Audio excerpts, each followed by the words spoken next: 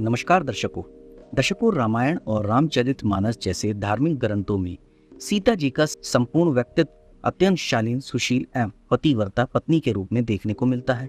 उन्होंने जीवन में आए हर अग्नि परीक्षा का सामना भी उतनी ही शिद्दत के साथ किया, लेकिन हम आज उनके क्रोध से संबंधित संदर्भ का उल्लेख करेंगे। जब क्रोध में आकर माता सीता ने ब्राह्मण, गाय, नदी और अग्नि देवता को श्राप दे दिया था, जिसका प्रमाण आज भी देखने को मिलता है। आखिर किस वजह से आया था माँ सीता को क्रोध? तो चलिए आज मैं आपको एक पौराणिक कथा के बारे में बताता हूँ। ये बात त्रेता युग की है। श्री राम अपने पिता दशरथ का पिंडदान करवाने गया पहुंचे थे। श्री राम नदी के तट पर सीता जी को छोड़कर भाई लक्ष्मण के साथ पिंडदान के लिए आवश्यक सामग्री की व्यवस्था करने चले जाते हैं। काफी समय बीत जाने के पश्चात भी दोनों भाई नहीं लौटते तो माता सीता परेशान हो जाती है। तभी राजा दशरथ की आत्मा वहां पहुंचती है और सीता से शुभ मुहूर्त में पिंडदान करने की याचना करती है। सीता पिता तुल्य दशरथ जी को बताती है कि श्री राम और भ्राता श्री लक्ष्मण पिंडदान की सामग्री की व्यवस्था करने गए हैं। दशरथ जी उन्हें सुझाव देते हैं कि फाल्गु, महानदी, गाय, तुलसी, ब्राह्मण, अग्नि देवता एवं बरगद के पेड़ की उपस्थिति में पिंडदान किया जा सकता है, वरना पिंडदान का शुभ मुहूर्त निकल जाएगा। सीता जी ने उनके सुझाव के अनुसार वहीं रेत के पिंड बनाकर दशरथ जी का पिंडदान संपन्न करवा दिया।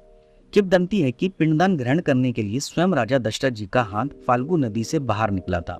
इसे वहां उपस्थित सभी लोगों ने देखा था। थोड़ी देर में श्री राम एवं लक्ष्मण पिंडदान की सामग्री लेकर आए।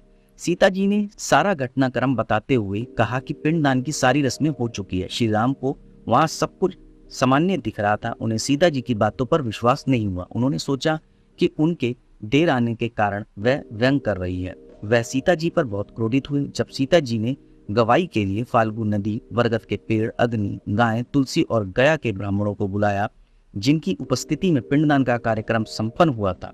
इस पर फाल्गु नदी के साथ साथ सभी ने लोभवश असत्य का सहारा लिया। उनके असत्य बोलने पर सीता जी क्रोधित हो उठी। उन्होंने सभी को श्राप देते हुए फाल्गु नदी से कहा कि वह रेत के नीचे चली जाएगी। गाय, जिसने पिंडदान की स्वादिष्ट सामग्री खाने की लालच में आकर झूठ बोला था, उससे सीता जी ने कहा, तुम्हारा मुख हमेशा अपवित्र रहेगा।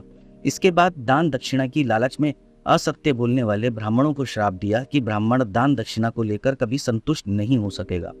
तुलसी को झूठी गवाही पर सीता जी ने कहा कि वह गया में कभी पनप नहीं सकेगी। अग्नि और उनके झूठ पर उन्हें मित्र विहीन होने का श्राप दिया। इस पूरे प्रकरण में एकमात्र बरगद के पेड़ ने सत्य बोला था। सीता जी ने उन्हें आशीर्वाद देते हुए कहा कि यहाँ जो भी पिंडदान करने आएगा वह तुम्हारी पूजा अवश्य करेगा, तुम सदा हरे भरे रहोगे। सीता जी के श्राप का असर तुरंत हुआ, जिसका प्रमाण आज भी दिखता है।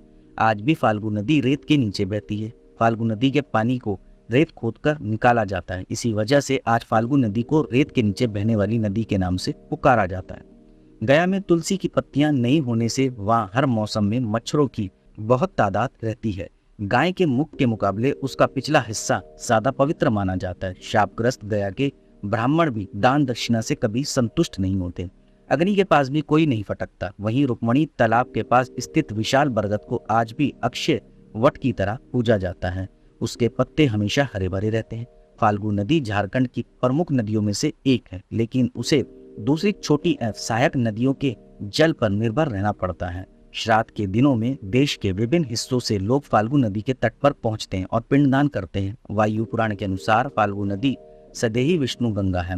फाल्गु नदी सीता जी द्वारा शापित है। सीता जी के श्राप से महानदी व्यर्थ होकर शून्य हो गई, मगर संयोगवश माता सीता ने इस महानदी की रेत का पिंड चढ़ाया था। इस तरह उसे इस पुण्य का भी लाभ मिला। ऐसी मान्यता है कि भगवान ब्रह्मा ने गया में यज्ञ की पूर्णता के बाद ऋतु हेतु आए ब्राह्मणों को दक्षिणा में फाल्गु नदी दी थी, जिसमें स्नान करने से 21 पीढ़ी के पितृ तृप्त होकर मुक्त हो जाते हैं और वो ब्रह्मलोक को प्राप्त होते हैं। तो उम्मीद करता हूँ दर्शकों, अब आपको पता लग गया होगा कि क्यों माता सीता ने इन सभी को ब्राह्मण, गाय, नदी और अग्नि को श्राप दिया था।